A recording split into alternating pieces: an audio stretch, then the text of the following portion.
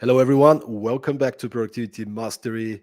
Every week, we bring you an inspiring guest from some of the best people in the world in specific areas of expertise. I'm very excited to be welcoming today my guest, a fellow Bulgarian. And interestingly, I've heard about this guy for from many people all across Europe. I travel a lot. I do a lot of speaking on conferences, and everybody's like, "Oh, you're from Bulgaria? Have you met Boris?" I'm like, "Who's that Boris guy?"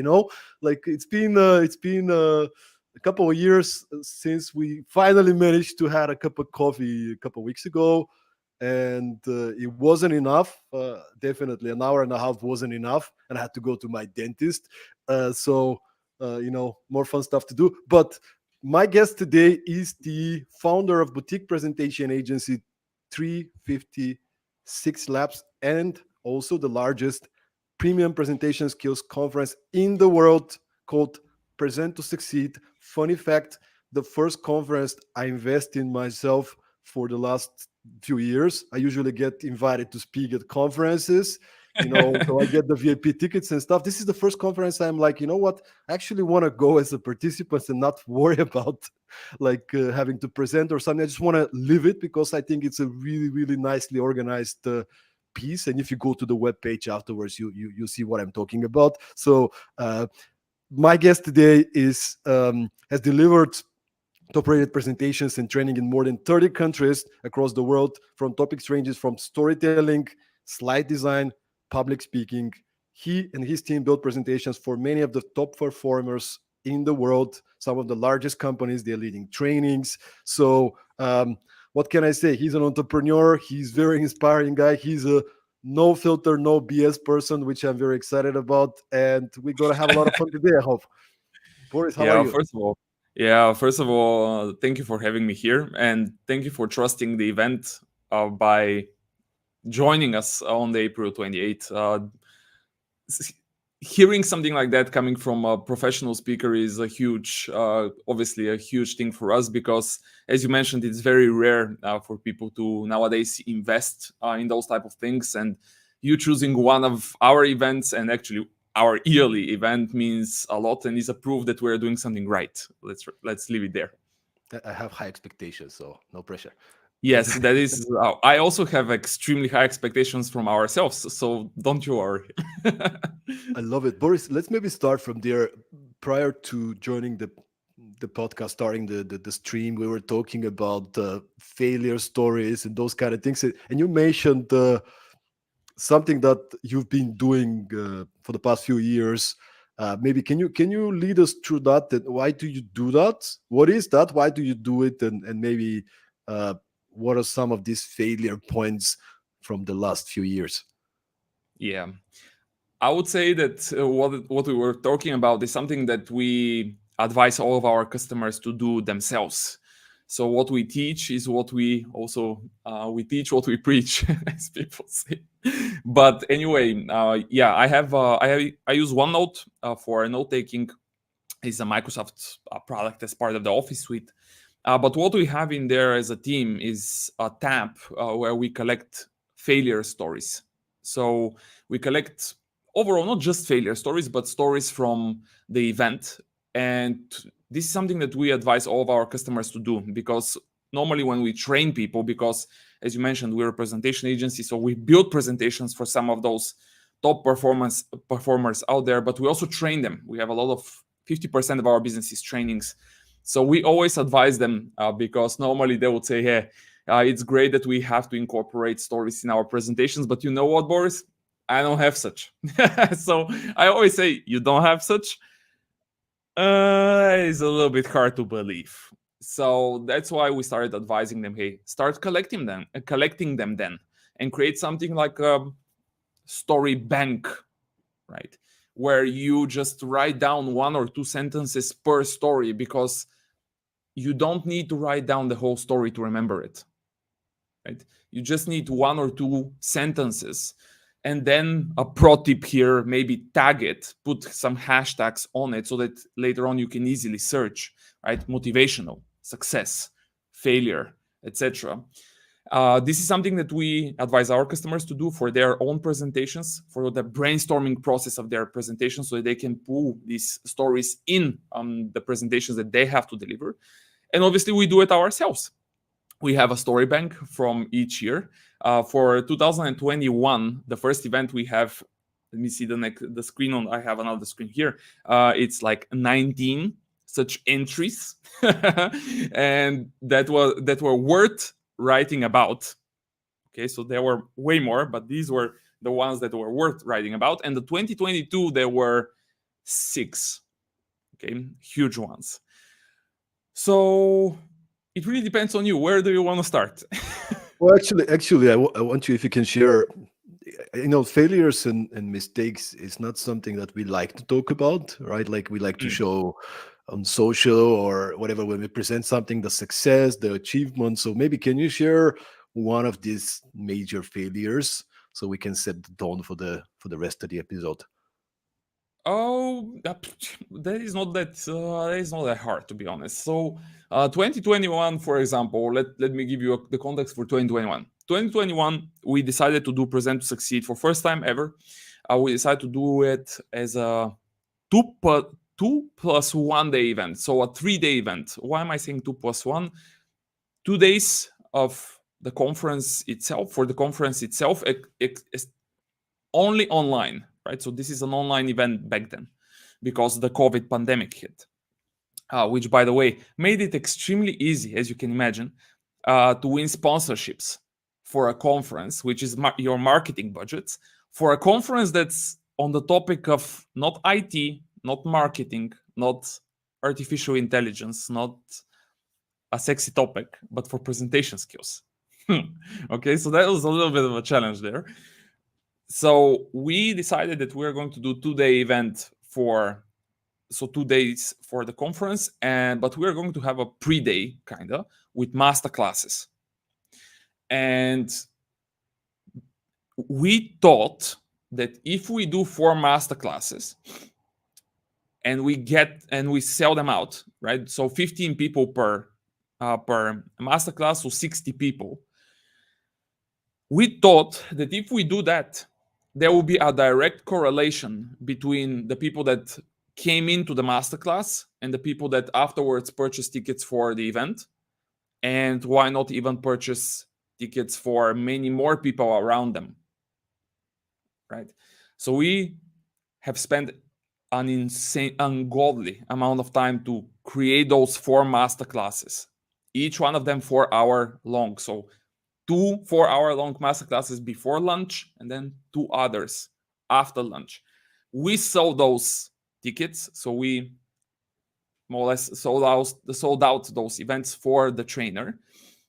These people got paid. Every ticket that was sold, all the revenue, 100% of the revenue, went to the speaker, to the trainer of the masterclass. And then we were looking at the data, and surprise, surprise, there was 0 correlation between people who came to the event, people who came to the master classes and purchased tickets to the master classes, and the people that actually joined the event. And I mean 0. So what we ended up doing is we organized 4 events, 4 smaller events. We paid other incredible speakers, and then we got nothing out of it, right? Except for the fact that we have spent, just an insane amount of time to make those 4 workshops happen and to sell those tickets because they were quite expensive tickets. And at the end, we didn't get anything. And that's why, by the way, in 2022, we didn't do masterclasses again. We learned from our mistakes. Again, I'm not saying that this strategy, if you wish, doesn't work or we shouldn't try it again. I'm just saying that back then it didn't work, and that surprised us a lot. Just a lot. Thanks for So sharing, that is man. 2020. Yeah. Thanks for sharing, and we're gonna uncover deeper some of these things. I wonder, maybe kind of the question that you get asked a lot of times: why presentation skills? I mean, you're leading a boutique leading agencies for presentation skills. You are one of the founders of the largest presentation skills conference in the world. Why? How did that passion for presentation skills, was that more like a practical, you look like a very practical guy, was that like a practical sort of like, hey, this there's you can be so much more effective if you master presentation skills, or was it the love to presentation skills? What made you get into this area? What made me get into this area is back then when I was in the university, I decided that it would, because back then in my class, when we were, so you have to imagine that we were like 18, 19-year olds. Back then, because I started with IT, so I was informatics, information systems, and technologies and everything else. Back then in my class, there were people that at the age of 18 or 19, they were already having jobs. They were already doing some incredible things in the world of IT. So I decided that it's not fair, and they need to share their knowledge, with us. Or at least it will be extremely helpful if they join a session or a seminar, as we decided to call them seminars, and just decide on a topic and just share their knowledge with the others in the university, not just in our class. And so I decided that I will organize those events for these people. And my role as the host was to introduce those people, right? So I didn't lead the seminars, I was just introducing them. And I noticed for that every single seminar that we hosted, during that introduction that was between 30 seconds and a minute and a half, let's say, no one, and I mean no one, was listening to me. No one. And that was a repeatable pattern, like every single event, different crowd, and no one listens to me for 30 seconds. And I was like, oh my God, probably the problem is in me, right? So it should be me. There is no way around it. And so I decided that I need to do something about it, because I felt like, wait a minute, if I want to continue running those events, something needs to change.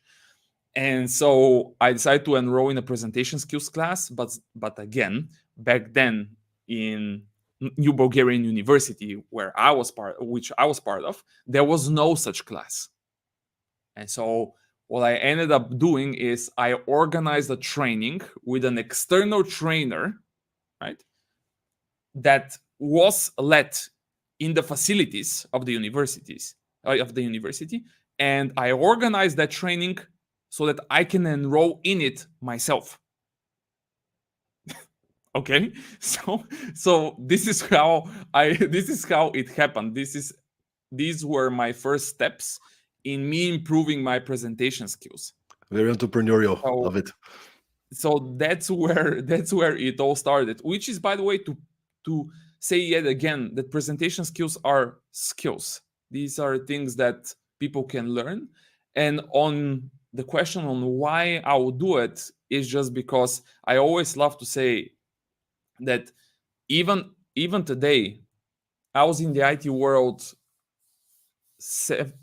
before 7 years ago or something. So I spent 5 years or 6 years in the IT world, which means that, yeah, let's say 13 years ago. So if you look at the world right now, you see that even today, 2023, you will see that it's extremely rare to find someone who is a great person, has a great expertise in one area, let's say IT or finances or marketing or project management or event management, just name it. But they're also great presenters. That combo of being a domain expert plus being a great in communicating what you know is just not exist. It doesn't exist. Almost doesn't exist. And whoever has those two skills, when you mix them out, when you combine them, it is dangerous. And it is dangerous in a positive manner. So whoever is listening to this one, if you are still not developing, or if you are still not spending 80-20, right? 20% of your time in improving your communication skills, do it. I mean, do it. It will pay off like nothing else out there. And if you can just maybe give us an overview, what are the top three pains that you are solving for your clients? Oh, so when we build presentations for them, normally get normally get requests, or normally people and companies reach out to us when there is a extremely crucial moment where they just don't want to fail and they don't want to miss the opportunity. So we don't get involved in presentations that don't have high stakes in them, because it also doesn't make financial sense for the other side. So normally, just to give you context, for example, one of the recent presentations that we did for a startup, a tech startup, raised 13 million euros from the BMW company. So when you are pitching BMW for 13 million euros, you better talk and work with someone that specializes in presentations, right? At least in my opinion. We had cases where other startups, in this case, their presentations raised way more, double, like extreme amount of money, and they even got featured at Business Insider because of their presentation. So we got hired when a person at Deloitte was given the opportunity to pitch a jury in front of a jury internally in Deloitte, so that he becomes and moves from the country director position, which is, you can imagine, this is a very high level position already, from a country director position to a partner. Right? So you have one shot, 15 minutes. You better do it right, because otherwise, this new role, which is coming with a lot of great things for you, right? A lot of benefits if you become a partner. You better do this. You better do this right, or at least our customers and the people that reach out to us, they just want to make sure that they maximized the opportunity. So overall, high stakes moments Mhm. are the moments where we get involved in. And for the trainings is, hey, let's just upskill a group of people that we are planning to have them on board as communicators or as presenters or as a front line in front of customers, vendors, partners, or let's just kind of upskill people who are already that front line that have to communicate with important people for our business on a daily, weekly basis. These are the moments when we, for example, get in a company and deliver some highly customized trainings for them. And I wonder, since there's a lot of entrepreneurs and founders listening to the podcast, if you can maybe we can go down in the trenches, right? And maybe you can share some initial pieces of advice, like basics, so we can start from somewhere. Like, what are some of the mistakes that startup founders do when it comes to developing their pitch? And it's the overall journey, right? The storytelling, the information, how they structure it, the design. Like, what are some of the main challenges? What would be your recommendations to founders that are about to pitch, but maybe they are not necessarily trained storyteller? Like, there's many tech founders, right, that they have great products, they have great ideas and everything, but they might be struggling with the pitching, with the storytelling. So what would be your advice to them? I would say that normally what we end up seeing, because we worked also with SAP, let's say in Berlin, we did some work for Techstars also in Berlin. What And obviously all across Europe, we were contacted from by other companies that are startups. I would say that many of the startups, not all of them, of course, but many of the startups underestimate the importance of preparation. Normally, they got, I would say it, a little bit cocky in regards to how much they know, how familiar are they with the topic that they are going to present on. And they forget that when you go on stage, let's say, a lot of things change. A lot of things change. So I would say, first of all, don't underestimate the importance of preparing. And by preparing, we can go in a lot of details, obviously, and we can talk about a lot of things. But I would say, first of all, when you build a presentation, and I'll go back to building it, but when you build a presentation, when you build a story, when you hire a designer or a freelancer, or your person in your team, your designer helps you build that deck in Google Slides, PowerPoint, Canva, Apple Keynote, whatever, Beautiful AI, Pitch.com, whatever the tool is. Don't underestimate the importance of rehearsals. To me, that's shocking. Even till today, I can see people that are not rehearsing their presentations and expect that when they go in front of the live audience, everything will be fine. That's a very risky move, everyone. I wouldn't recommend that, especially when the stakes are high. So it's quite strange when you see it.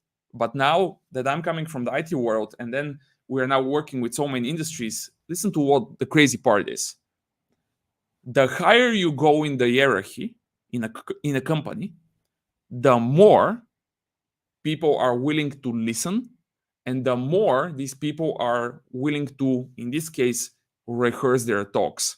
So the more you work with the C-level executives, the more you see that the busiest people in the organization book a full day of their schedule to rehearse, and to just rehearse a full day.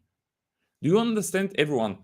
Let's put that into context. Do you understand how many times can you rehearse a talk that's, let's say, 10 minutes long if you have a full day?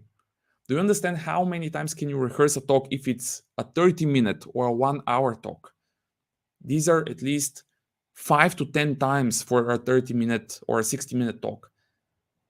Not to mention those short pitches that are 3, 5, 10, 15 minutes, right? You can go on stage if you dedicate just a day of your life. You can go on stage and pitch in front of an investor. And when you are on stage with the investors in front of you, this will be probably your 20th delivery of that presentation. Do you understand what a difference this makes? And how it will sound, and how you will look, and overall how the pitch will be accepted? Because I promise you that you will sound very different, and you and your company will be presented in a way better manner, and in a way better way. Okay, it will be presented way better if it's the 20th rehearsal, instead of you going on stage for first time ever and hearing that presentation for first time ever, which is a bad idea in general. Like, you hearing the presentation for first time and the audience is already in front of you, that's not a good idea. That's just not a good idea. So don't underestimate the importance of preparation and rehearsals. I And just want to share yeah, go here ahead. something before Yeah. we move on. Actually, Boris, that clicks so much with me. I'm meeting many founders. I'm talking to many business leaders, as you know, and it's funny that we need to talk about that, even, right? Like, Yes, you need to I agree. prepare, you need to rehearse. And I remembered my first ever coaching client back in 2000, I think 14. I finished this coaching academy, and I was like, I'm gonna try to be a coach, right? Like, I didn't really know what I'm doing, but then I reached out to a few of my friends, and I was like, hey, can I practice on you and you give me testimonials? That was the first steps for me. And there was this girl, very smart, very ambitious. She was working for a corporate, but she wanted to be a consultant in McKinsey or BCG, and I had to work on her. And she landed the interview with BCG, and I didn't know this back then, but because I was trying to be there for her, like, we worked on her confidence, obviously, but confidence comes with preparation and repetition. So basically, she would have to come and pitch me why she needs to get the job. She was really good already on the analytical test and all the stuff. It was more like for the interview part. So she'll Yeah. be, you know uh, talking to me. I'll give her feedback, we start again. I'll give her feedback, we start again. Then we do the Q&A, which is something that I think many founders do not prioritize either, like the Q&A part. Like, I'll ask her all the tricky questions, and she needs to answer to me, and then I'm like, okay, that was good, but I think this and this was not so good. Man, 2 weeks later, 3 weeks later, she calls me. She was like, I'm like, hey, what's up? How did it go? She's like, I got it. Of course I got it. I'm like, Easy. what? Easy. So I Yeah. love that you're talking about that, man. I mean, the power of presentation skills, as you said, it's not the sexy thing, right? But it can improve so many things in your life. Whatever it is, man, you're a salesperson. If you're good in presentations and inspiring people with stories, with examples, with really good structure, I mean, your sales will grow. If you are a leader, a manager, you want to get the best out of people. Forget about clients, your people, your team. If you're a good presenter, if you're a good communicator, you know how to inspire, and communication is also about listening, right? So knowing presentation skills allows you to also to listen, to coach your people. I mean, this it's insane how much one single skill can help you to be a great professional, to succeed in life. Yeah, I would completely agree. And because you said listening, I would say that this is probably one of the biggest mistakes that we see with startups and also with corporates. So yeah, I'm still amazed. I'm still amazed that when we ask, okay, um, who is going to be there in front of you? So who is going to listen to this presentation, or who are you building this deck that you are going to send over email for? Almost no one knows about. Almost no one knows the answer of that. And I'm like, you have to stop everything that you are doing because you have some homework to do first. You need to understand, as we like to say in our industry, you need to understand your audience extremely well first. So, whatever you're trying to communicate, you're trying to communicate to somebody. Who is that person or who is that group of people? Normally, when we talk with customers, for example, when we ask them, hey, who is in the audience? Immediately resistance kicks in, which is normal human reaction, of course. But they say, we cannot know. It's a conference. Everyone can buy a ticket. And I'm like, okay. But the conference is ran by event organizers. So someone is running this conference. Did you call them? And then the answer is being repeated. We cannot know, Boris. It's a conference. Everyone can buy a ticket. So everyone that's listening to this stream or watching a recording or whatever it might be, I asked, did you call the organizers? You responded, we cannot know. Okay, stop for a second. And this is normal. This is purely, absolutely expected human reaction. Again, resistance. I'm asking you to change something. When I ask you to change something, part of your brain is like, I don't like that.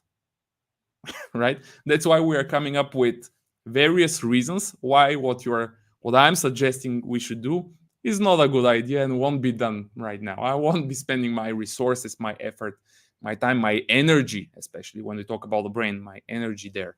But it's very, very important.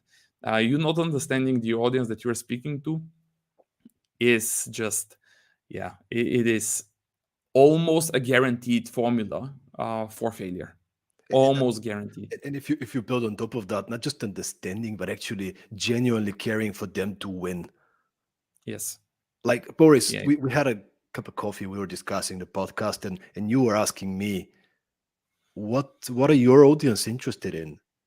We're not making this podcast so we can have a nice chat and drink coffee. We can do that ourselves, right? It's like, how can we bring most value to the audience, understanding what the other side is in anything we do with business. It's like, I had a very experienced sales B2B professional, Hanan Cohen. Maybe he's listening, so Hanan, thanks for being with us. But he was like, this one mindset shift you need to make when you are selling. You are not selling, somebody's buying. It's Yeah. not, this is my product, great features, it's the fastest. It's like, yeah, but does the other person care about these features? Like, shouldn't you take the time to understand what the actual pains and challenges, and like, maybe these features, okay, they're great, but who cares if they don't solve the other person's problem? So how can we shift, right? That's where the presentation starts. It's not, let me make this amazing presentation and I train and practice. Yeah, but what if it doesn't click for the other side at all because I don't understand them? Yeah, I would say by the way, what you mentioned around you are not selling, they are buying. It was yesterday that I heard, I don't know his name, but the guy that runs, is a brilliant guy by the way, that runs this company that's called The Futur. So they're a design, they have a huge design community, the creatives probably know very well who those people are, and which company The Futur is. But he was talking about what sales is, and he says that the S in sales, the first S in sales, actually stands for serve. And I was like, oh my god, it's so well done, so well done. And then he says the A is for ask, meaning asking questions, right? Then the L, he was like, is listen, and on and on and on and on and on. So yeah, man, I mean, come on. It is a huge conversation, obviously, this whole process. But for me, startup founders need to definitely spend time preparing. I would say that understanding who is the investor, or who are the investors in front of them, is extremely important, and you should find as much as you can, right? And then ask yourself, hey, this quote, this the fact that I know their hobby, the fact that I know that they're investing in those type of companies, should I use that somehow in my presentation? Is it going to help me get the investment if I say this? Yes or no? If it's a yes, maybe you should use it. If it's a well, then it's a no, right? Don't use that piece of information that you found somewhere for that pitch. And if it's a plain and simple, well, it's a great to know that he has a Cocker Spaniel, but it's not the right moment to talk about that. Maybe. So always filter whatever you find online. We like to say that every single presentation has a goal. What do you want to happen after the presentation is over? And you have to understand the audience, right? You put these two things in front of you, and once you know them, you start brainstorming. And once you're ready with the brainstorm, you have this idea X, you have this idea Y, you have this table full of data, you have a chart, you have a story, you have whatever you might have. Then you start the filtering process. You look at each and every idea that you brainstormed on a piece of paper, on some sticky notes, or wherever, and you ask a very simple question. Is this idea helping me achieve that goal in front of this audience? Yes or no? If it's a yes, it stays. If it's a no, it's a great idea. Maybe the next time, right? Just that exercise alone, if I see the world and if I know that every presenter out there, no matter of if they're a startup founder or if they're a developer or a financial person, if every single person that's being asked to present is doing just this exercise, only for the moments when they have an important presentation. Okay, don't do it every single time. Just do it whenever it's important. I can easily shut down this company and move on, go back to the IT world, and enjoy my life. Okay, just that. It's Okay, probably not going to just happen that. though. And by the way, we have a question from Nicoletta Pirvo, which is pointed at you. I think it's right on spot. To add on top of this this train of thought, and Nicoletta Pirvo is asking, what impressions, thoughts would you like the guests to leave Present to Succeed conference with? I would say that if I go, so my opinion on my answer to this is that I want our audience not only to learn some new ideas around how they can present better, I want them to understand and to know. And I mean, I just want them to leave this event knowing that having presentation skills is um is one of those must-have skills, and it's already it's one of those topics that is not negotiable anymore. It is that important. So that's why what we're doing is, with some of our sponsors, We'll even have a panel. So I'll bring 4 people that are from different industries, right? From completely different industries. They are not presenters. They're marketeers, they're country directors, they're the CEO of one of the banks here in Bulgaria, etc. And we are going to be talking about what is the importance of presentation skills in their own organizations. How do they approach presenting inside of the organization or outside of the organization? Why are they doing it this way, that way, etc.? And the main reason why I want to do it is obviously first because these are going to be some of our sponsors, and we offer this to very limited amount of companies, just 4 people. What we are going to do is first, obviously, get them on stage so that they get the brand awareness for their own companies. But more importantly, I want people who are attendees to hear that in 4 completely different industries, the people that they're going to end up working with in one way or the other care about how people present. That's my only ask. That's the only reason why I am doing this. So I think that this answers Nicoletta's questions very, very well. That's my only dream here. And let's maybe go into, you promised to lead me behind the scenes of the conference. And I think Yes, many people who never organized events, they probably might come they to a shouldn't. surprise when they hear, like, yeah, They I shouldn't. mean, That's not a good idea. They shouldn't. no, but the thing I'm is, joking. I've been organizing events, international events, not to that scale, but Yeah, even if you organize a 200 people event, it's crazy amount of very hard. work, like selling tickets, sponsors, organizing logistics, speakers, flying everybody. It's Very hard. insane. But tell me, how big is the team? What does it take to really organize it? What are the things that you really need to cover, like to be able to actually make it work? So the first 2 years, it was a way smaller, I would say, team. So it was me, a few designers, and Eva from our team, who also was doing the project management part on the side, right? So for us, this was a side project. We decided to test it out and see if it would work, and it exploded.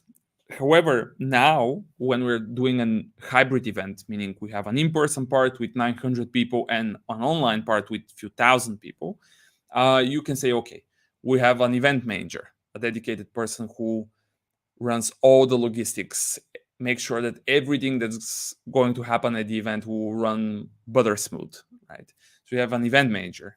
We have a dedicated project manager, someone that organizes the whole team, organizes all the tasks, the workload, etc., and make sure that everything is on time with the quality that we all expect.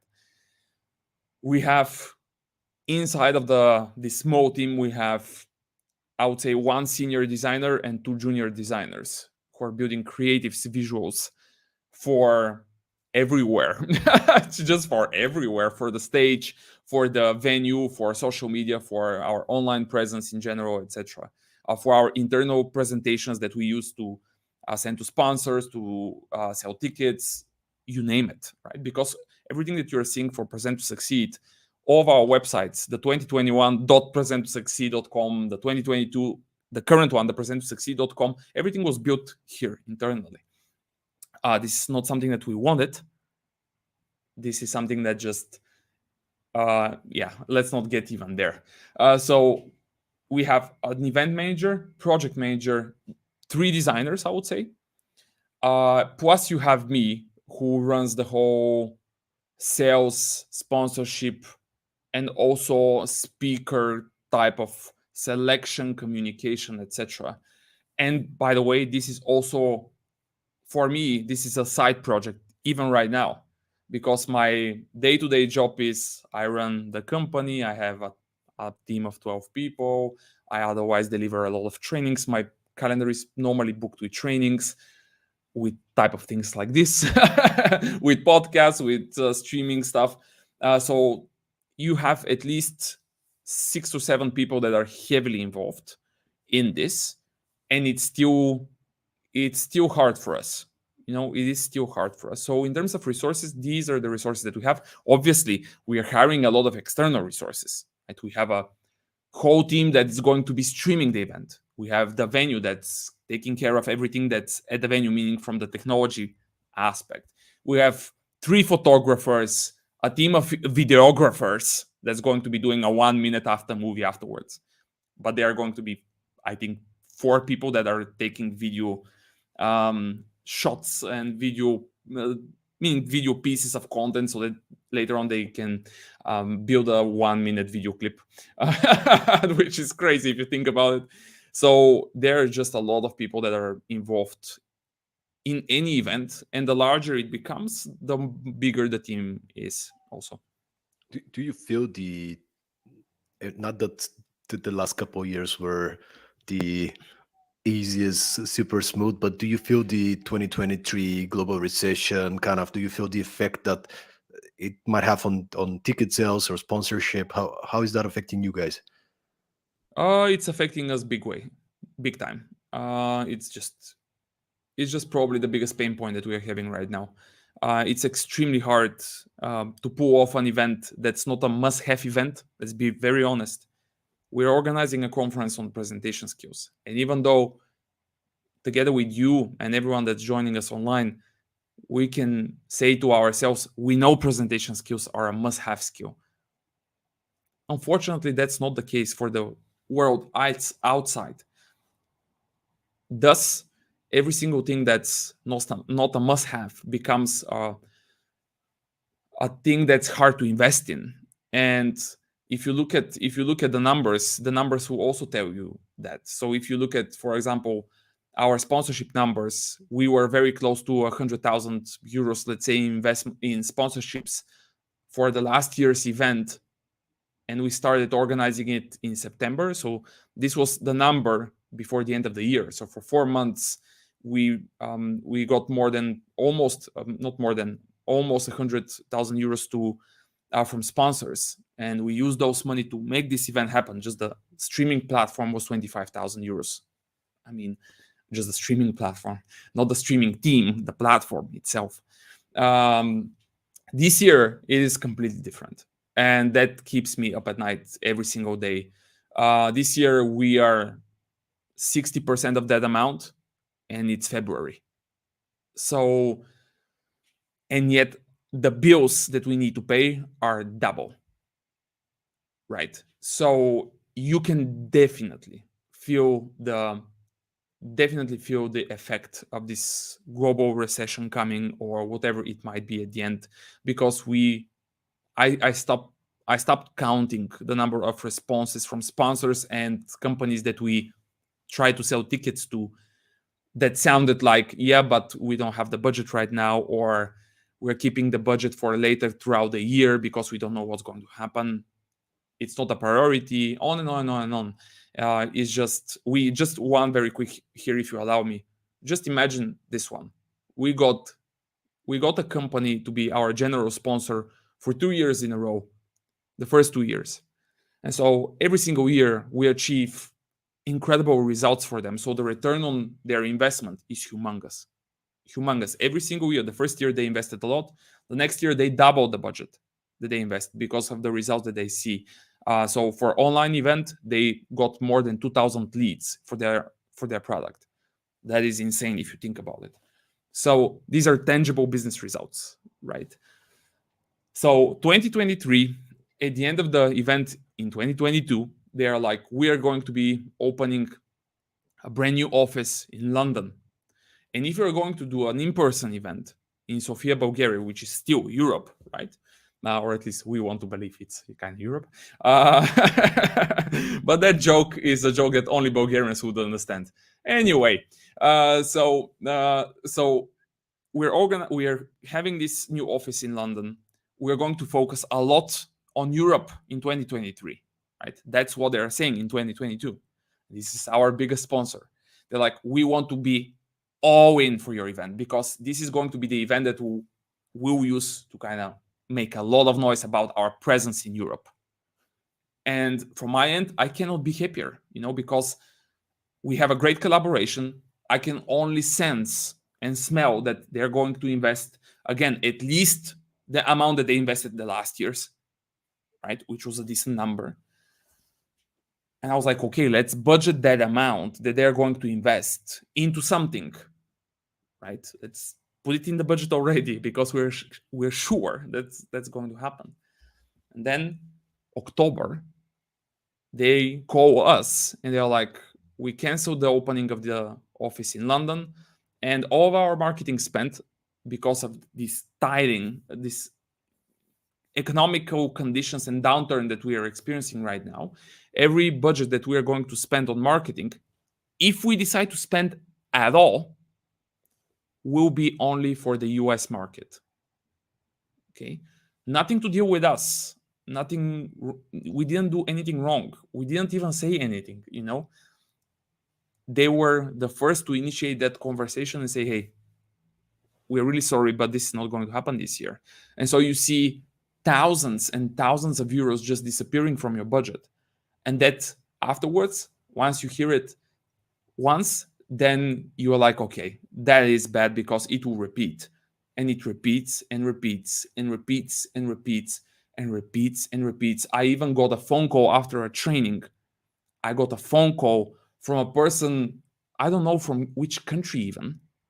He calls us, they bought 300 tickets for their teams. There are contracts that are to be signed on the I was looking at the contract on the previous day before the call. So I leave a training, I receive a phone call, and this person that's always buying tickets for their company in the last 2 years and buying 3, 4, 500 tickets for their organization calls me and says, "Hey, listen, we decided to call you because we think that's the respectable way to do this." And I was like, what is going on in here? These are not sponsorships. These are tickets. And they're like, our budget's got cut. We need to get out of this deal. We're very sorry. And I was like, even tickets are being canceled? I was like, what is going on in here? So it is a little nightmare, if you wish. But I also told our team, hey, we will do this no matter what. I believe that we're going to make it successful. It will be the hardest event that we're going to pull off. That is guaranteed, right? From the 3, this is going to be the hardest. But at the end, we will make it happen. I'm completely sure. I said to our team, there is no way a group of people like us is putting that much effort and it doesn't pay off. There is no way. It won't happen. I truly believe that. I really admire this attitude, man, this mindset. By the way, you don't seem, I can imagine the sleepless nights and how we're gonna figure it out. And it's kind of this mixed feeling because I know how much you put into the quality of the event, the level of the speakers, the organization, all the details. At the same time, it's just there's external factors that you cannot control. Yeah. On top of the fact that genuinely, like usually organizing a conference is a really difficult thing, but now it's some extra challenges on top of it. Of course, you can do what you can do, right? Like there's certain things you can control, and just give it your freaking best, keep on doing, and keeping the team motivated despite all the setbacks. I mean, I admire you guys for this, but maybe can you give me a bit of the idea about who are the upcoming speaker lineup, like who is coming this year? How do you guys select speakers? I know that you are part of it, and you yourself are a speaker. You really care about bringing the best in the world. How do you pick the speakers, and who are some of the names that you're particularly excited to bring this year? So the way we select our speakers is very simple, to be honest. First of all, our industry is a very small industry, so everyone knows each other. We might not know each other personally, but we know each other. You know what I mean? Everyone knows, hey, there is a person there or there is a person here that is doing incredible work. So that allows us to get to everyone that we need, because we are also very well known as a company. I mean, 356 Labs is a very well known company in the presentation space, And Present to Succeed obviously is the largest in terms of the sheer number of people that attend the event, the largest presentation skills event out there. So even if you don't know 356 Labs, there is a chance that you know what Present to Succeed is. So the way we select our speakers is the following. We deliver a lot of trainings for a lot of organizations, as I mentioned. So name a company, we probably worked with them. Probably, right? Most of the top Fortune 500s, we work with them. So what I do is I listen a lot. So we train them on specific topics that the HR believes that these people need to be upskilled in. And then obviously we customize based on our experience, based on our thoughts and feelings around the topics, etc. But during the trainings, I listen a lot. And I listen to the group's questions, because these questions are, I would say, the topics that we need to cover also during the conference. Because if one of them asks that question, there is a huge chance that a person in another organization, right, on that same row, is also asking, or should ask, or will ask.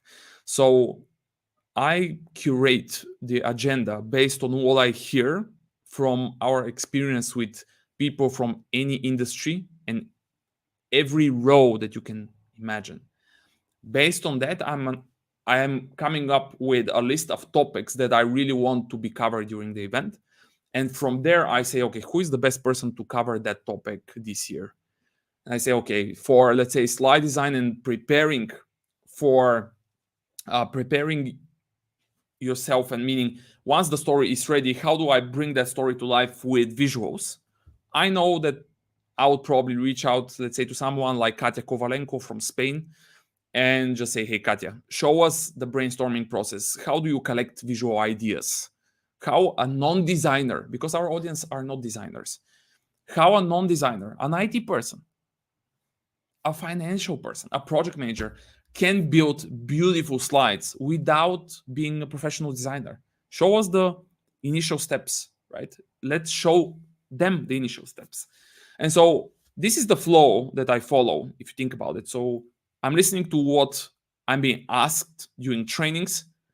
Then from there, I write down topics that build upon each other, right? So we start from the storytelling aspect, then we have a session on how do you craft a beginning, a super effective start and end of your presentation.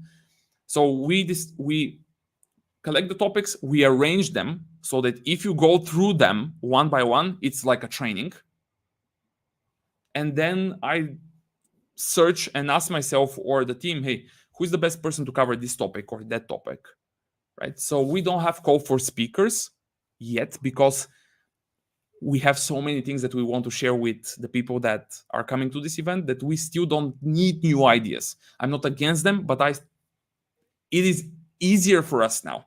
We know what needs to be covered because we're hearing the questions. And so we know also the people that can cover that in the best possible way. So if you're asking me about names, I would say Katya is incredible person. Really, I love to, when during the first event, because we had her online for 2021, she said 80% of your presentation should be ready before you even open PowerPoint. So just that quote tells you a lot, right? Tells you a lot. Normally people open PowerPoint, start building the slides, copy pasting slides from one presentation to the other. Oh, wait a minute, this colleague of mine, I remember, he did something. Let me copy 5 of his slides, edit them a little. So Katya is, from the design aspect, I think someone that people would love to see. Sean Villaron, who is the vice president of PowerPoint. If there is someone on this planet that understands PowerPoint and knows the future of that product, I would say it is Sean. For some reason, he is going to join us from Seattle. He's going to land here in Sofia, come here in Sofia for this event, and speak 2 or 3 times in different formats. So we are going to pick his brain on a lot of topics here. So I would say him a great addition to the list. And I would say that I'm also very much looking forward to hearing Margriet Jacobs, who is coming from the Netherlands, but we wanted to add one topic that's on what are the so-called cultural differences? Because there are cultural differences right out there. You cannot present in the same way to Bulgarians as you will present to Germans, for example, right? People care about different things. We are different. And so more and more, the companies that we work with understand that, wait a minute, this is different. When I talk to these people in Germany or in Netherlands, they're different than us. Probably I should adapt, right? Probably I should do something. And so we decided to incorporate a session that's on cultural differences and how that changes the way you present and how that changes the way you build your story, right? So she will open the conference. So if I have to name a few, let's start there. Tell me, because I got excited now. Tell me a few more of the topics. Forget about the names now, not to go in detail, but like, okay, slide design, functionalities of PowerPoint, cultural differences. Visualizing data. Okay. Visualizing data is a huge one, obviously, because nowadays there is almost no presentation where you don't see a chart, you don't see a table, you don't see a line chart or a line graph. I mean, it's just it became something that is just part of almost every presentation out there. So visualizing data is also a huge topic. You will have, obviously, the cultural differences is one session. I will have a session that's on vocal variety, right? So how do you use your voice to present effectively? It's another session that we're all definitely looking forward to. We will have, obviously, a session on body language. There's a must-have, but our whole event, by the way, I forgot to mention something. Our whole event is on the topic of hybrid presenting, because this is the new default for people. 5 people in the room, 10 people online on a Microsoft Teams call. That is a hybrid presentation. So because you have the in-person and the online format mixed together in one, that is probably the most hardcore way of presenting. It is so hard to make this happen. And what's even worse is that if the room that you are in is not prepared well for a hybrid presentation, it becomes even harder. And by that, I mean the room has to have some specific cameras, microphones, you name it, right? So you would see, for example, sessions on the first stages of preparing a slideshow. You will see a dedicated session on what it means to build a slideshow that's optimized for online delivery, right? So that is something that's extremely kind of niched, if you wish, extremely specific. You would see also a session on, hey, how do I turn any business topic into a story? That is also a topic that you are going to see. The one that I also mentioned, how do we create a start and an end that capture the audience's attention at the beginning, and yet at the end, what do I say? How do I say it so that people take the action that I want them to take?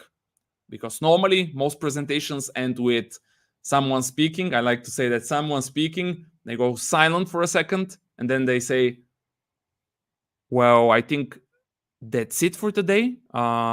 If you have something, yeah. Have you heard that one? So that is so a many typical times. end. So many times. Yeah. By the way, I have also done that. Everyone has done that. Come on.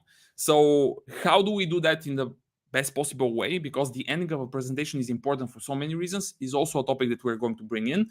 Plus, the event will end in both rooms, because you'll see there are 2 tracks running in parallel. Will end with a selection of our speakers going on stage, and it will be just an Ask Me Anything, right? So we decided that there will be an Ask Me Anything session in both tracks. So you can imagine that, and I can already see that this one will go and probably be also one of those sessions that I would personally want to be in. So what are the people in the audience and online going to ask us on the topic of storytelling, the speaking part, the public speaking part, the design, and the tools? I can't wait. I just can't wait to see what's going to happen there. And I love how your voice, your energy is going even more kind of, you're getting more excited when you talk about those kind of things. I went through voice coaching, you see. That's why we are bringing in some voice coaches here. So just to summarize, for those of you listening, I mean, obviously, first of all, if you don't consider joining this conference, fair enough, but at least now you have a bunch of topics that you can go and research on your own. Like these are Yes. important topics for you as a business professional, as a founder, as a coach, consultant, presenter. But if you consider checking out Present to Succeed, presenttosucceed.com, I already got my ticket, and I'm not affiliated. I'm not anything. I just genuinely I bought a ticket and I really want to join this thing, and I think it's a really good thing. The other thing that Boris didn't talk about, but I, I think the tickets are really affordable. Like they really made Yes. them affordable. Like the prices are for what you get. I got a VIP ticket. It was in-person event, like coffee, meeting a lot of people. I got the recordings from last year, all the recordings, and the recordings from this year I'm gonna get them as well for life, Yeah. for life, Yeah. right? Yeah. And I'm gonna get a coaching session, one-on-one session from the team. I mean, it's insane how much, and I think I paid the Uh, 179 yeah. including the VAT, like so Yeah. like maybe 150 without the VAT. So it's like, and by the way, Boris, maybe just to wrap up this episode, I know you have a couple of things to do in the next couple of months, so I don't want to keep you here, but maybe No just worries. um, give us also the, obviously there's people can go and get tickets, but you mentioned corporate packages. How could people learn more about the deals when it comes to, sponsorship, but also the bulk ticket kind of options? Yeah, I would start with probably the tickets, the group discounts I call them. So everyone that goes on the website right now, presentsucceed.com, you'll see a humongous button in the upper right hand corner that says group discounts. Go there, take a look by yourself, see how crazy the prices can go when you purchase tickets uh, for many more people, right? So from 3, 5 to hundreds. We are doing some, I would say, shocking discounts. And the reason why that is the case is because we are not chasing money here. What we are doing is we are chasing as many people to get access to these skills as possible.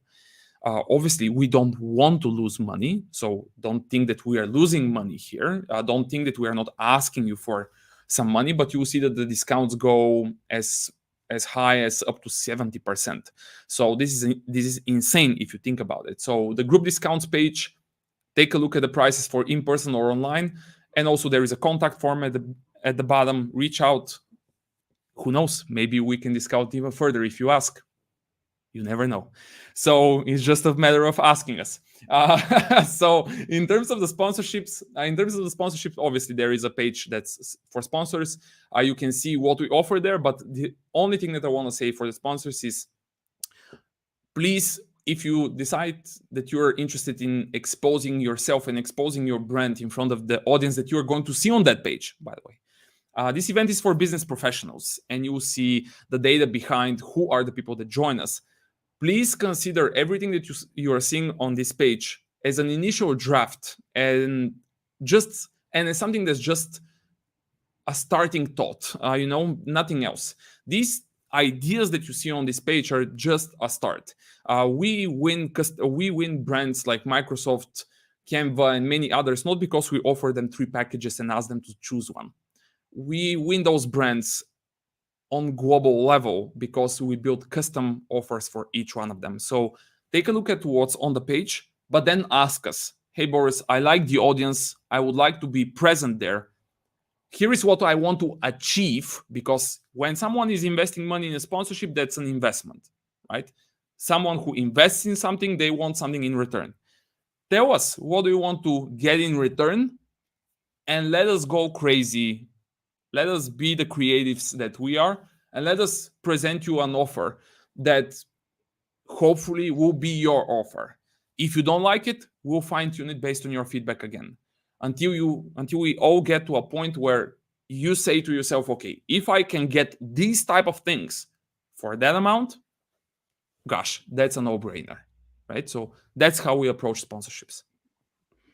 Me personally, I would love to first of all meet some really cool people who are interested in these kind of topics, and network, but secondly, as a speaker, as a consultant, I think it's a great opportunity to step up my game, to to find new ideas, to see where there are some pointers of in which I can improve as a presenter, as a speaker. So I'm so much looking forward to it. April 28th is the conference. You guys go to presenttosucceed.com, check it out, connect with Boris. He's very active on LinkedIn. So hope to see some of you guys joining, and let us know if let him know if there's any specific topics that you are interested to have covered during this conference. Boris, Please do final so. words, final words, if you have anything to share to the audience of Productivity Mastery.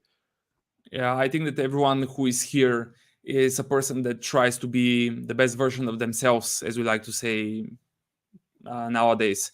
My ask for everyone is that it is obvious that everyone that's watching this, listening this, is spending time improving their skills. My only ask for you is the time that you allocate to improve your skills, please split it, and just split that time in the following way: 80% of your time in new learning, improving yourself to be on the topic that is your topic, your domain. However, please promise me that 20% of that time that you dedicate to learning will be on communication and presentation skills. That's the only thing I'm asking you to do. Nothing else. Don't flip it. I don't ask you to do 80% of your time when you're learning, you learn something about presentation skills or communication skills. No, just 20. That's the only thing I'm asking. Then, once you start doing that, see the changes, because I promise you that there will be humongous changes and new opportunities will unlock for you way faster than you have ever imagined. What a great way to finish. Thank you so much, Boris. Thanks everybody for listening. See you hopefully at the Present to Succeed conference. But in any case, see you once again at the next episode of Productivity Mastery. Thank you for having me.